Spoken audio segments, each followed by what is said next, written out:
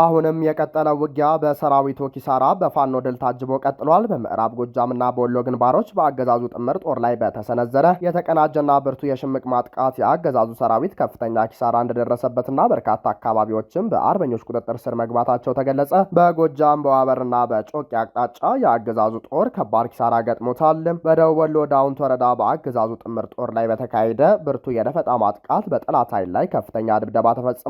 የግንባር መረጃዎቹን በዝርዝር እናስደምጣቸዋለን። አሜሪካ ፊቷን ከተቃዋሚዎች ጋር ቀረቤታ አድርጋለች ተባለ።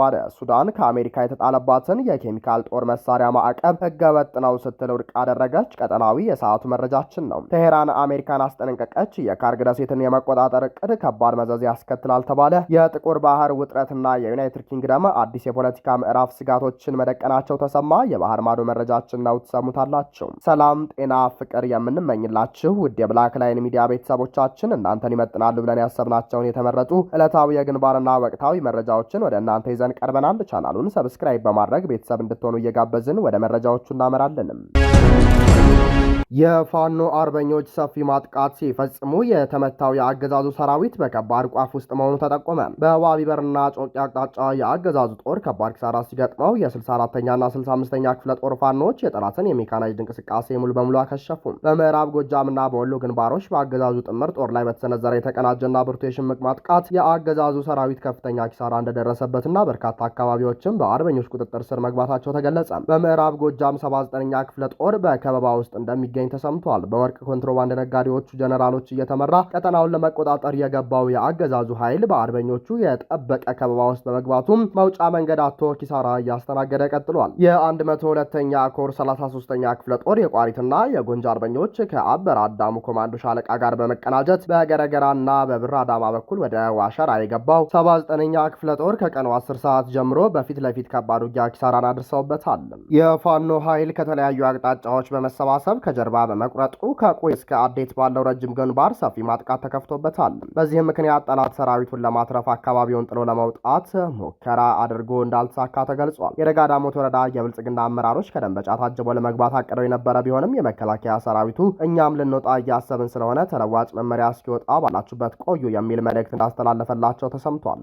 በዋበርና ጮቄ አቅጣጫ የአገዛዙ ጦር ከባድ ኪሳራ ገጠመው። የ64ኛና 54ኛ ክፍለ ጦር ፋኖች የጠላትን የሜካናይዝድ እንቅስቃሴ አከሸፉ።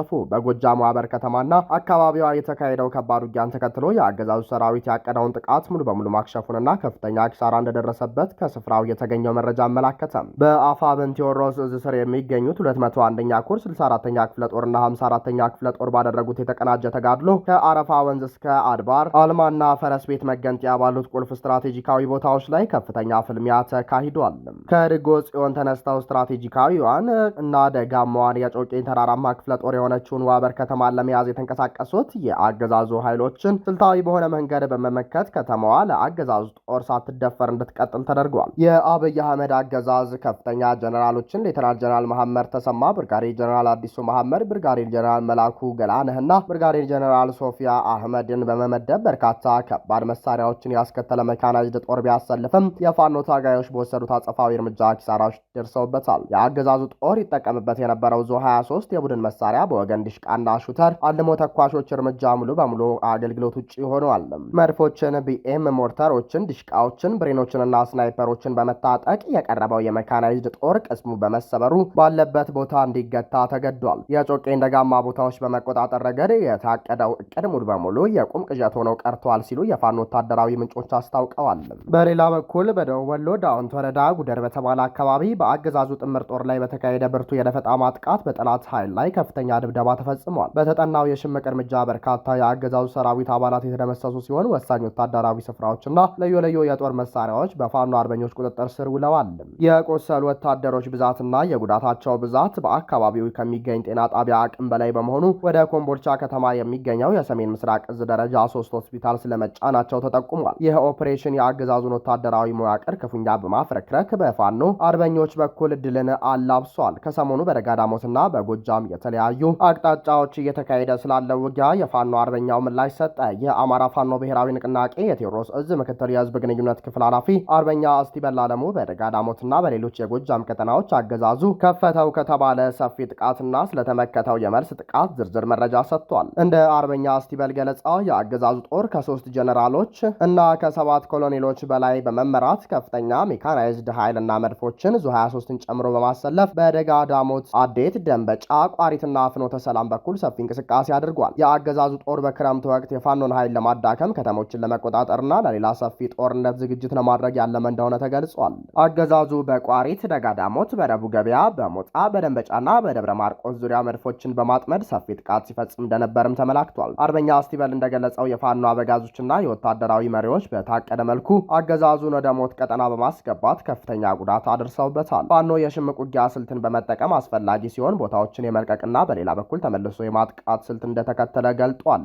በደጋ ዳሞትና በሌሎች አቅጣጫዎች በተደረጉ ውጊያዎች በአገዛዙ ጦር ላይ ከፍተኛ የሰውና የመሳሪያ ኪሳራ የደረሰ ሲሆን የቡድን መሳሪያዎች፣ ብሬንና የስናይፐር ጠመንጃዎች መማረካቸውን አርበኛው አስረድቷል። የፋኖ ኃይሎች በኩርክ ከተማ፣ በደጋሰኝና በደብረ ማርቆስ ዙሪያ በሚገኙ ቀጠናዎች ላይ የመልስ ማጥቃት በማድረግ ቦታዎችን መልሰው መቆጣጠራቸውንና ጠላትን ማሳደዳቸውን አውስተዋል። በአንጻሩ በፋኖ በኩል የተማረከ ወይም የወደቀ አባል እንደሌለና ሰራዊቱ ሙሉ በሙሉ በዝግጁነት ላይ እንደሚገኝም ተናግሯል። አርበኛ አስቲበል በአዲስ አበባ እየተካሄደ ባለው የምክክር ኮሚሽን መድረክ ላይ ያላቸውን እምነት ማጣት የገለጸም ሲሆን በአንድ በኩል ሰላምን እየሰበኩ ነው በማለት ለዓለም አቀፉ ማህበረሰብ ለማሳየት ሲሞክሩም፣ በሌላ በኩል ግን በህዝቡ ላይ መድፍና ታንክ እየተኮሱ ይገኛሉ ብሏል። በከባድ መሳሪያ ተኩስ ምክንያት የህፃናት የመነኮሳትንና የተማሪዎችን ህይወት ማለፉንና የመኖሪያ ቤቶች መውደማቸውን ገልጿል። ሂደቱ እውነተኛ የሀሳብ ልዩነት ያላቸውን ወገኖች ያላካተተና አገዛዙ በራሱ ፓርቲና ደጋፊዎች መካከል የሚያደርገው ድራማ እንደሆነ አስምረውበታል። በአሁኑ ወቅት በጎጃም የተለያዩ ቀጠናዎች ላይ ውጊያው እንደቀጠለ ሲሆን የፋኖ ህዝባዊ ትግል ተጠናክሮ እንደሚቀጥልና የአካባቢውን ህዝብ ለማስጠበቅና የጠላትን ኃይል ለማዳከም የመልስ ጥቃቱ ተፋፍሞ እንደሚቀጥል አርበኛ አስቲበል ላለሙ አረጋግጧል። አሜሪካ ፊቷን ከተቃዋሚዎች ጋር ቀረቤታ አድርጋለች ተባለ። ሱዳን ከአሜሪካ የተጣለባትን የኬሚካል ጦር መሳሪያ ማዕቀብ ህገወጥ ነው ስትል ውድቅ አደረገችም። የሱዳን መንግስት የሀገሪቱ የጦር ኃይል ፈጣን ድጋፍ ኃይሎች አርኤስኤፍ ከተባለው ታጣቂ ቡድን ጋር በሚያደርገው ውጊያ የኬሚካል ጦር መሳሪያ ተጠቅመዋል በሚል በአሜሪካ የተጣለበትን ማዕቀብ ህገወጥና የአንድ ወገን ውሳኔ ስትል በጽኑ ተቃውሟል። የአሜሪካ አስተዳደር በሱዳን ላይ የጣለው ተጨማሪ ማዕቀብ ከሰኞ ሐምሌ 13 ቀን 2018 ዓ.ም ጀምሮ ተፈጻሚ እንደሚሆን ባለፈው ጁላይ 17 ይፋ ማድረጉ ይታወሳል። የአሜሪካ የውጭ ጉዳይ ሚኒስትር በዚህ ቀደም እንዳስታወቀው የሱዳን መንግስት በ3 ወራት የጊዜ ገደብ ውስጥ በኬሚካልና ባዮሎጂካል ጦር መሳሪያዎች ቁጥጥርና ማጥፋት ህግ ስር የተቀመጡትን መስፈርቶች አላሟላም በሚል ነው። ይህንን ተከትሎ የተጣሉት እርምጃዎች የኢኮኖሚ፣ የፋይናንስና የንግድ ማዕቀቦች አሜሪካ ለሱዳን የሚሰጡ ማንኛውም ዓለም አቀፍ ብድሮች፣ የፋይናንስና የቴክኒክ ድጋፎችን እንድትቃወም የሚያስገድድ ነው። በሰብአዊ እርዳታ መሰረታዊ የምግብና አስቸኳይ የሰብአዊ እርዳታ አቅርቦቶች ከማዕቀቡ ውጪ ተደርገዋል። የሱዳን ውጭ ጉዳይ ሚኒስትር ባወጣው ይፋዊ መግለጫ የተጣለበትን ገደብ ሙሉ በሙሉ እንደሚቃወም ገልጿል። ሚኒስትሩ አሜሪካ በጉዳዩ ላይ ያላትን የተባለውን ማስረጃውን ማቅረብ የተዘረጉ ዓለም አቀፍ ህጋዊ ማዕቀፎች እንድትከተልና የሁለትዮሽ ግዴታዋ እንድትወጣ ጠይቋል። አሜሪካ በሱዳን የጦር ኃይሎች ሳፍ ላይ ባልተረጋገጡና ምንጫቸው ባልታወቁ የሚዲያ ዘገባዎች ላይ በመመስረት ህገወጥ እርምጃዎችን በመውሰድ ልዩ ዓለም አቀፍ አሰራሮችንና ዓለም አቀፋዊ ህጋዊነትን አልፋለች ብሏል። የሱዳን ውጭ ጉዳይ ሚኒስትር የሱዳን መንግስት የኬሚካል ጦር መሳሪያ ተጠቅሟል የሚለውን ክስ በድጋሚ አስተባብሎ ክሱ ምንም አይነት መሰረት የሌለው መሆኑንም አስታውቋል። ሱዳን የኬሚካል ጦር መሳሪያዎችን የማገድ ስምምነት አባል መሆኗንና አሁንም ቢሆን በኬሚካል ጦር መሳሪያዎች እገዳ ድርጅት የስራ አስፈጻሚ ምክር ቤት አባልነቷን ጠብቃ በመንቀሳቀስ ላይ እንደምትገኝ አብራርታለች። ሱዳን ተፈጽመዋል የተባሉትን ክሶች በትክክለኛ የቴክኒክና የማጣራት ሂደቶች ለመመርመር ከአሜሪካ ጋር በበጎ ፈቃደኝነት ለመስራት ዝግጅቷን አሳይታ እንደነበር ገልጻለች። ሆኖም አሜሪካ አሳማኝ ማስረጃ ማቅረብ እንዳልቻለችና በስምምነቱ ላይ የተቀመጡትን የቴክኒክ ሂደቶች ወደ ጎን እንዳለች ሚኒስትሩ አክሎ ገልጿል። የሱዳን ውጭ ጉዳይ ሚኒስትር በመጨረሻ እንዳመላከተው ማዕቀቡ የኬሚካል ጦር መሳሪያዎችን ከመክታት አንጻር የመጣ ሳይሆን ሙሉ በሙሉ ፖለቲካዊ ግብ ያለው እርምጃ እንደሆነ ገልጾ ይህም አሜሪካ ከዚህ ቀደም የተከለከሉ ጦር መሳሪያዎችን ክስም ለፖለቲካዊ ዓላማዎች ተጠቀምበት ከነበረው አካሄድ ጋር ተመሳሳይ ነው ሲል አስታውቋል። አሜሪካ ሀገሪቱን እየመራው ነው ከሚለው መንግስት ይልቅ ታጣቂ ኃይሎቹን መደገፏ በቀጠናውና በሀገሪቱ ላይ ተጨማሪ ቀውሶችን ለማስቀጠል የታለመ ነው በሚል ፖለቲካዊ ትችት ቀርቦባታል። ቴሄራን አሜሪካን አስጠንቅቃለች። የካርግ ደሴትን የመቆጣጠር እቅድ ከባድ መዘዝ ያስከትላል ተባለ። የጥቁር ባህር ውጥረትና የዩናይትድ ኪንግደም አዲስ የፖለቲካ ምዕራፍ ስጋቶችን መደቀናቸውን ተሰምቷል። በአሜሪካና በኢራን መካከል ያለው ቀጥተኛ ግጭትና ወታደራዊ ውጥረት በከፍተኛ ሁኔታ በጨመረበት በአሁኑ ወቅት ቴሄራን ዋሽንግተን ወሳኝ የሆነችውን የኢራን የነዳጅና የጋዝ መተላለፊያ ማዕከል ካርግ ደሴትን ለመቆጣጠር ጭራሽ እንዳታስብ የማስጠንቀቂያ መልእክት አስተላለፈች። አሜሪካ የኢራንን ግዛት ለመያዝና ወረራ ለመፈጸም የምትሞክር ከሆነ ተመጣጣኝ ፈጣኝና ከባድ ምላሽ እንደሚጠብቃት የኢራን የውጭ ጉዳይ ሚኒስትር ገልጿል። ከኢራን የባህር ዳርቻ በ55 ኪሎ ሜትር ርቀት ላይ የምትገኘው የካርግ ደሴት የሀገሪቱ የነዳጅ ዘይት ኤክስፖርት ዋነኛ ማዕከልና የኢኮኖሚው አከርካሪ ናት። ከዚህ ቀደም የሀገሪቱ የነዳጅ ምርት በእጃቸውን እንደሚያስገቡ በተደጋጋሚ ሲናገሩት የነበሩት የአሜሪካው ፕሬዝዳንት ዶናልድ ትራምፕ ግጭቱ በተባባሰበት ወቅት ደሴቲቷን የመቆጣጠር እቅድ እንዳላቸው ገልጸው ነበር። ይሁን እንጂ የኢራን የውጭ ጉዳይ ሚኒስትር ቃል አቀባይ እስማኤል ባጋይ በሰጡት ጋዜጣዊ መግለጫ እንዲህ ያለው ጀብደኝነት ከባድ መዘዝን ያስከትላል ሲሉ አሜሪካን አስጠንቅቀዋል። አሜሪካ እግረኛ ጦሯን አሰማርታ ወረራ የምትፈጽም ከሆነ የኢራን ወታደራዊ መሪዎች አቀባበል ሊያደርጉላቸው ደቂቃዎችን እየቆጠሩ ነው በማለት ሀገራቸውን ለመከላከል ሙሉ ዝግጅት መሆኗን ገልጸዋል። አሜሪካ በኢራን ላይ የምትፈጽመው ጥቃት በቀጠለበትና ኢራን በበኩሏ በአጎራባች ሀገራት በሚገኙ የአሜሪካ ጦር ሰፈሮች ላይ የአጸፋ እርምጃ እየወሰደች ባለችበት በአሁኑ ወቅትም አሜሪካ የኢራንን መሬት ለመያዝ የምታደርገው ማንኛውም እንቅስቃሴ ሙሉ ቀጠናውን ወደ ባሰ ጦርነት ያመራዋል የሚል ስጋትን ፈጥሯል። በተያያዘ በሁለቱ ሀገራት መካከል ያለው ግጭት እያየለ ቢመጣም ከበስተጀርባ በአሸማጋዮች በኩል የዲፕሎማሲያዊ መልእክት ልውውጥና የሰላም ጥረቶች እየተካሄዱ መሆኑ ተረጋግጧል። ባለፈው ሰኔ ወር ላይ የተፈረመው ጊዜያዊ የተኩስ አቁም ስምምነት ፈርሶ ላለፉት 2 ሳምንታት ሁለቱም ሀገራት ከባድ ጥቃቶችን ሲለዋወጡ ቆይተዋል። ፕሬዚዳንት ትራምፕም ስምምነቱ አብቅቷል ማለታቸው ይታወሳል። ሆኖም ግን አሸማጋይ ሀገራት ሁለቱን ወገኖች እንደገና ወደ ውይይት ለማምጣት የ10 ቀናት የተኩስ አቁም እንዲደረግ የሚጠይቅ አዲስ የሰላም እቅድ ማቅረባቸውን ሮይተርስ ዘግቧል። ቃል አቀባዩ እስማኤል ባጋይ እቅዱ ለቴህራን መድረሱን አረጋግጠው በአሸማጋዮች ለተዘጋጁት እቅዶች ገለጻ ተደርጓል። እቅዱም ደርሶናል፣ ነገር ግን ለአሁን ወደ ዝርዝር ጉዳዮች ባንገባ ይሻላል ሲሉ ተጨማሪ ዝርዝር ከመስጠት ተቆጥበዋል። በቀጠናው ያለው አሁናዊ አሰላለፍ የቃላት ጦርነትና የዲፕሎማሲያዊ ጫናዎች ስብስብ ሆኗል። የአሜሪካ የውጭ ጉዳይ ሚኒስትር ማርኮ ሩቢዮ ከመካከለኛው ምስራቅ ጉብኝት ሲመለሱ ዋሽንግተን አሁንም እውነተኛና ሊተገበር የሚችል ከሆነ ለዲፕሎማሲያዊ መፍትሄ በሯ ክፍት ነው ብለዋል። ሆኖም ኢራን የሆርሙዝ ወንዝ ክፍት እንድታደርግና የመርከቦች እንቅስቃሴ ከጥቃት ነጻ እንዲሆን ጠይቀዋል። የኢራን የውጭ ጉዳይ ሚኒስትር ቃል አቀባይ በአሜሪካ አቋም ላይ ሲያፌዙ አሜሪካ ዲፕሎማሲ የምትለውን ማስገደድ፣ ማስፈራራት፣ ዛቻና ማዕቀብ ነው በማለት ተችተዋል። ባጋይ አክለውም ለኢራን ዲፕሎማሲ ወይም ጦርነት የሚል አማራጭ ማቅረብ ትክክለኛ መክንዮ አለመሆኑን ገልጸው የውጭ ጉዳይ ሚኒስትሩ ሰይድ አባስ አራጊቺ የሚያከናውኑት የዲፕሎማሲ ስራና የመከላከያ ሚኒስትሩ ሰይድ መጂድ የሚፈጽሙት የሀገር መከላከል ተግባር የሀገሪቱን ደህንነት የማስከበር ተመሳሳይ ግብ የሚያሳኩ ናቸው ሲሉ የቴህራንን አቋም አብራርተዋል። በሌላኛው የባህር ማዶ ዘገባ የጥቁር ባህር ውጥረትና የዩናይትድ ኪንግደም አዲስ የፖለቲካ ምዕራፍ ስጋቶችን መደቀናቸው ተሰማ። በኦዴሳ አቅራቢያ በጭነት መርከብ ላይ በተፈጸመ ጥቃት የ10 ሰዎች ህይወት አለፈ።